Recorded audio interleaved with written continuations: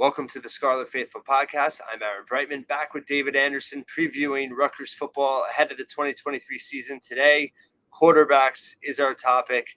Obviously, Gavin Wimsatt named the starter prior to the preseason by Kirk Ciarrocca. Did not have great results last year, 44% completion rate last season. Obviously had some obstacles overcoming his ankle injury, the loss of offensive coordinator Sean Gleason, playing a little bit of a different scheme. Now you have Kirk Ciarrocca, a little bit of a quarterback whisperer himself over the years with the quarterbacks that he's coached. Coming in now, number one priority to get the most out of Wimsatt this season. David Anderson, what are your initial thoughts on Wimsatt going into 2023? That it's going to be paramount that he is put in a position to succeed. And what does that mean? That means you really need offensive line to block in both phases. You need some sort of running game. You need receivers to show up, and then you need him to show enough accuracy that the chains can be moved.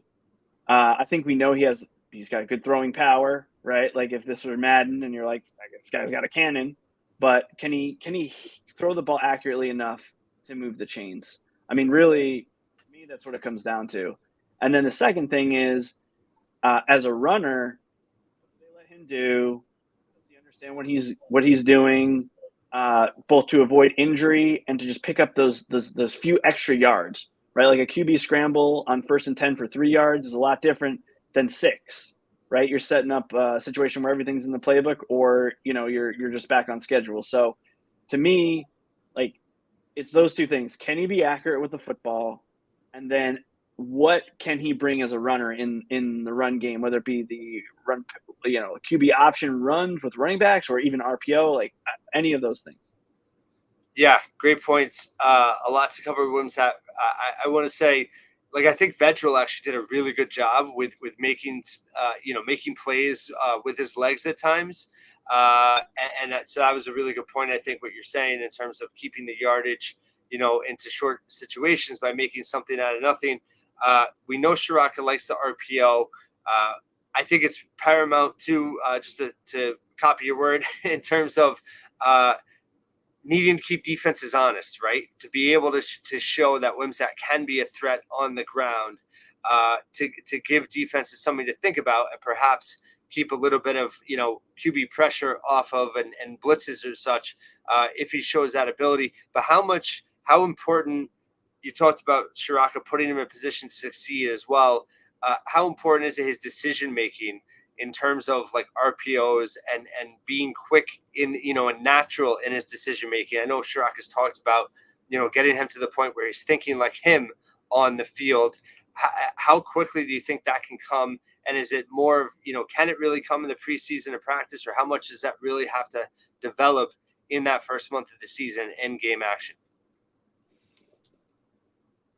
I guess we'll find out about how quickly it can. Let's talk about Ciarrocca right now, because I think this is a very important point to be made. You said he has been known at times to be a quarterback whisperer. We talk about all the negatives of that 2010 season, if you go back that far, about how the team was in disarray, whatever. You took a borderline 2 to 3 star quarterback in Chase Dodd, and he had him starting in, again, this is the Big East, not the Big Ten. He had him starting and producing at an conference or above average level, a true freshman, right? So even when we look back at that season that ultimately got him parting ways with the program, like, we don't give that enough credit. And so then the question is, how is he able to do it? Well, to me, there's two things that when I studied the film of Minnesota over the last couple of years, and Penn State when he was there in 2020, one is, as much as we hate it when the quarterback is at the line, takes a play, looks at the defense, and then everybody looks to the sideline for what is the next call. Yeah. It's so annoying, right? Yeah. But I have seen even the Penn State, writers and communities say how elite Ciarrocca was, at Minnesota prior, at identifying from that pre-snap look that the defense was giving to then tell the quarterback and the entire offense with whatever signal is from the booth, okay, run this play, right? So his it's not even pre-snap, it's really the pre-play call in a sense is very, very good. And we've seen that last year.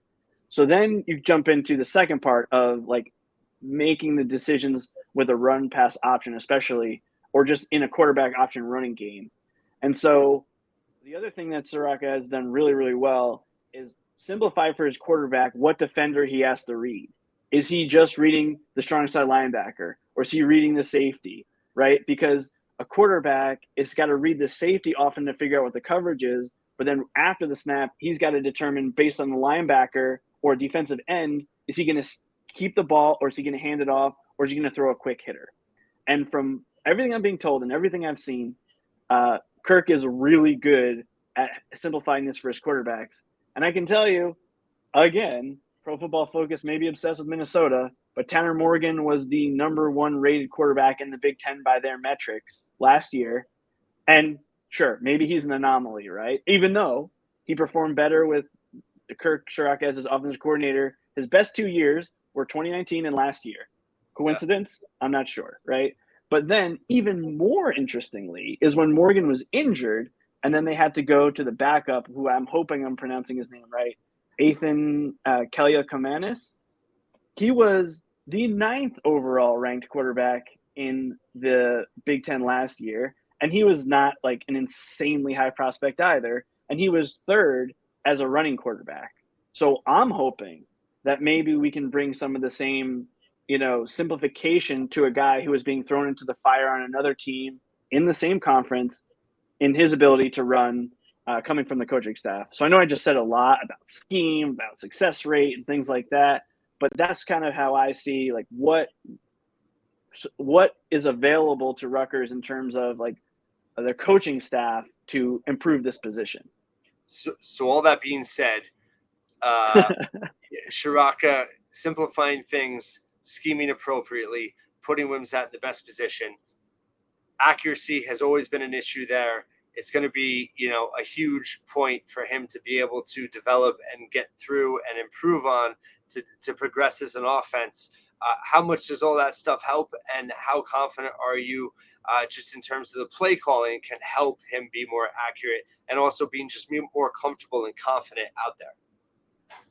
Yeah, so 2 things. One is, like you said, similar with the wide receivers, if there's free yardage available on first down to a slot receiver, or the defensive, like the cornerback is playing 10 yards back on an outside receiver, you gotta be able to hit that an accurate pass to pick up that yardage.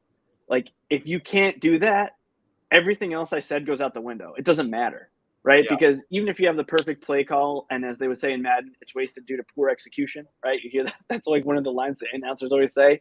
It's like, if you can't execute that, then it doesn't matter how smart your everything is if you can't complete that pass. So it's actually super important.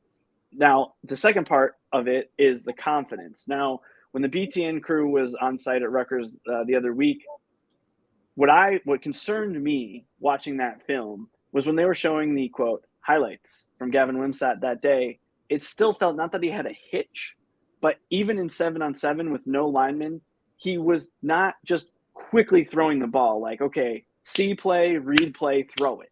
And that's really what is concerning to me, is that I think for a lot of athletes, if they think too much, like it can slow you down, and that might be that half second that's enough. If he sees a play, he has to trust his eyes and do it. And that's where when Ciarrocca had said, I need the quarterback to think like me, he needs the quarterback to identify, okay, why am I calling this play? Why am I calling this play? Because of the safety alignment. The quarterback has to know what coverage it's in, and then know, okay, against this coverage, I'm going to have the slot man, but it's got to be quick. Or I'm going to have, a receiver out to the right. I have to show my eyes to the left side, even though I know that ultimately my receiver on the right is going to become open.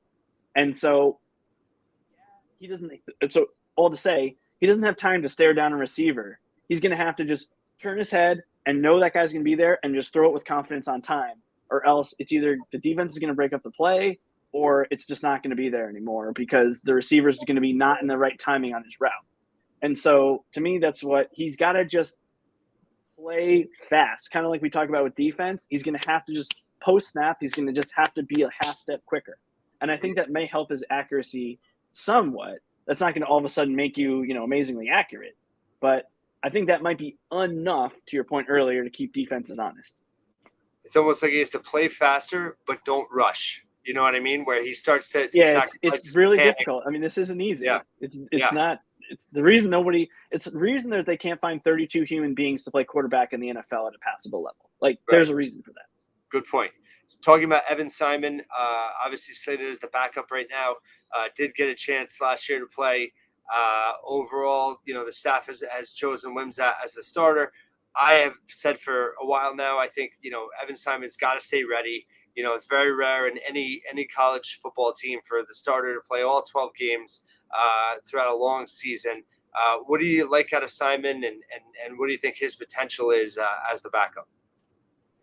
Well, let's start with him just as a backup, right? Like, what's his floor? So on Off Tackle Empire, I have been contributing there as well lately, and just in the chats. I mean, I think most of the other contributors would feel more confident Evan Simon as their backup than the one that they have, right? And there's a reason that 8 of the 14 Big Ten programs are expected to start a transfer at quarterback this upcoming season, maybe 7 because of Cade McNamara's injury, but it's going to be like half or more.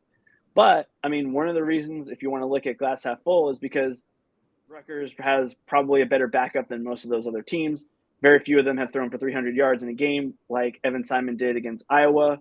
I know that there were some negatives in that game, but if you want to say, okay, has he shown you something? Yes. Can he throw the ball accurately when, like on those plays we're talking about, if he's given free yards? I think yes. I'm not sure based on last year's performance if it was a coaching thing where they were trying to be extra safe with the ball, if they were trying to protect him from getting hurt because for a while he's the only healthy scholarship quarterback. I'm not quite sure.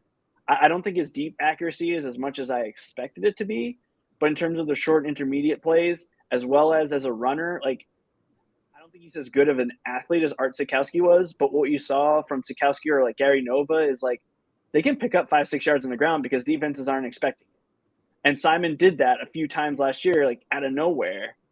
But then some other negatives are like sometimes he holds the ball too long. Was that a coaching thing or was that a him thing that regardless of what coaching and scheme you're doing, I'm not quite sure. But he's shown me enough to feel like, okay, if Gavin Wimsatt is injured for a sustained period of time, or if he goes down in the middle of the second quarter in a game against Michigan State where they already have the lead, like, do I think they could win that game with Simon at QB? Yeah. So the elephant in the room, third string quarterback at Johnny Shepherd, true freshman. You just touched on it last year. Simon was the only scholarship quarterback for, I believe, a 3-game stretch early on. Iowa and Nebraska included in that stretch.